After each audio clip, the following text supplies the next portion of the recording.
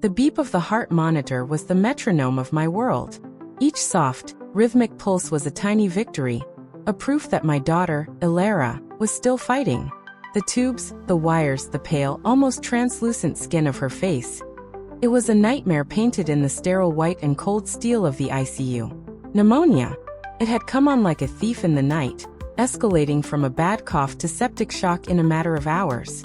I hadn't left her side for 2 days, my hand perpetually resting on her foot, the only part of her I could touch without disturbing the medical web keeping her alive.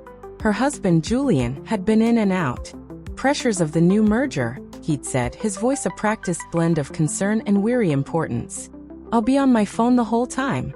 Call me the second anything changes. He'd kissed her forehead, a dry, perfunctory gesture, and left. That was 6 hours ago. My phone, clutched in my free hand, buzzed. It wasn't the hospital number. It was a notification from a gossip column I followed for mindless distraction. The headline made my blood run cold. Sun Suds and Smooches. Tech Wunderkind Julian Vance celebrates megadeal on luxury yacht. I clicked it. The world narrowed to the glowing screen in my palm. There he was. My son-in-law. Shirtless, golden hour sun glinting off his perfectly sculpted chest.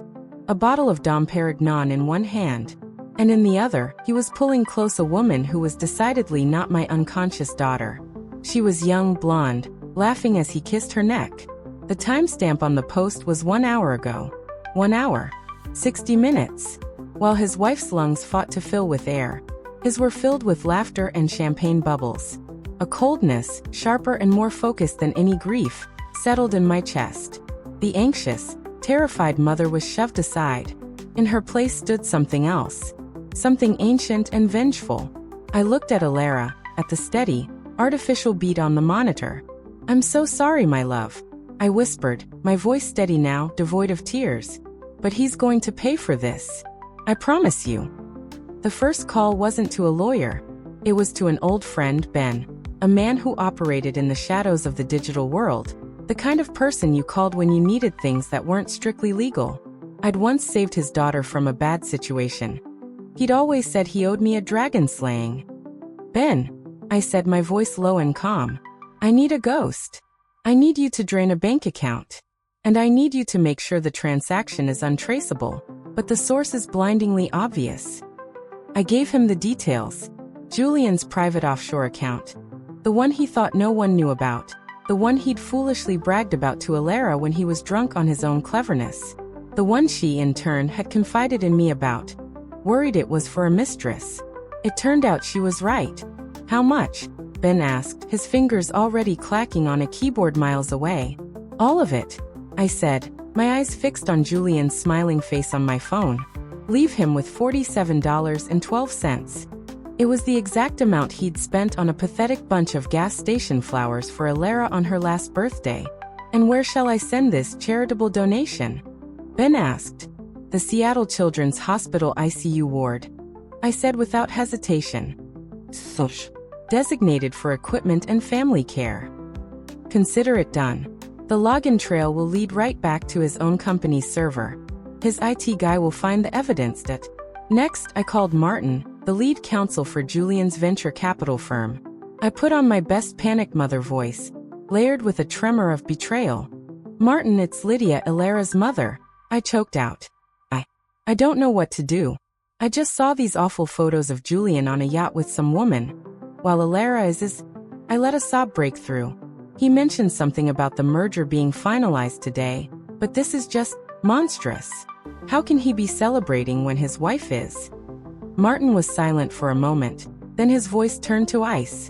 He told the partners he was at the hospital with you, that the stress was overwhelming. He finalized the deal via e-signature an hour ago. The celebration party is tomorrow. There are photos, Martin, I whispered. Everywhere. It's all over the gossip sites. I could hear the furious tapping of a keyboard, then a sharp, furious intake of breath. That stupid, selfish son of a bitch, he hissed. He's in breach of his fiduciary duty and the morality clause of his partnership agreement. This deal is predicated on his public image as a stable family man. Lydia, thank you for telling me. Don't worry. We'll handle this. The call ended. Phase 2 was complete. The merger, the source of his newfound wealth and the excuse for his neglect, was now Ash. An hour later, my phone rang. It was Julian. I let it go to voicemail. His message was a sputtering mess of panic and rage. Lydia, what the hell is going on? My accounts are frozen. The firm is talking about litigation. Someone drained my Cayman account, and the transfer is linked to my office. And these photos, it's not what it looks like. Call me back.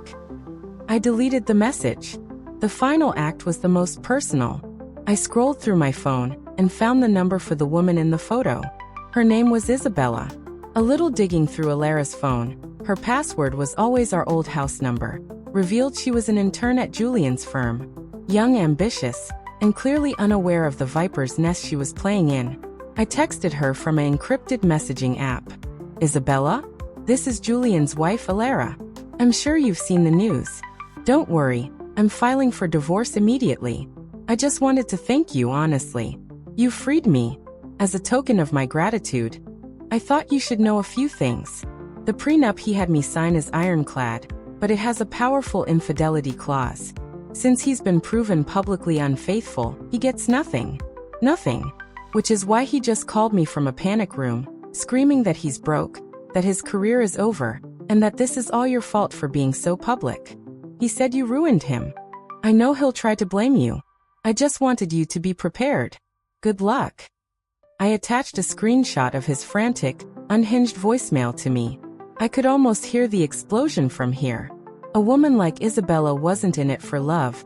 She was in it for the ride. And Julian was now a sinking ship. She would turn on him with the ferocity of a scorned predator, providing the media with every salacious detail they could want, destroying what tiny shred of reputation he had left. I sat back in the uncomfortable ICU chair and took my daughter's foot in my hand again. The monitor continued its steady, loyal beat. The door to the room flew open. Julian stood there, disheveled, his face a mask of fury and desperation. He smelled of salt air and stale champagne. You, he seethed, pointing a shaking finger at me. You did this. You psychotic bitch. You ruined me. I didn't stand up. I didn't raise my voice.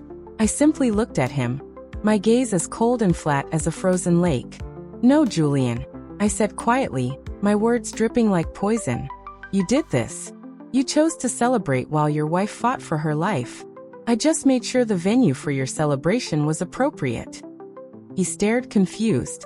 You wanted to be the king of your own world, I continued. So I gave you a kingdom of ash. You have no money. You have no job. You have no reputation. And you. I finally looked away from him and toward Alara, my voice softening into a genuine promise.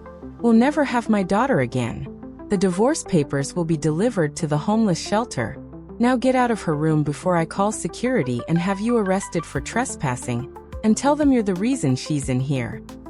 The fight drained out of him, replaced by a hollow, terrifying realization. He was utterly and completely destroyed. He looked at Alara, not with love, but with the despair of a man who had set fire to his own life and was only now feeling the heat. He stumbled back out the door. I turned back to my daughter, smoothing her hair. The revenge was complete, but it wasn't sweet. It was necessary. It was the brutal, surgical removal of a cancer that had threatened to consume her. An hour later, the doctor came in. He smiled. Her vitals are improving. The antibiotics are working. She's turning a corner.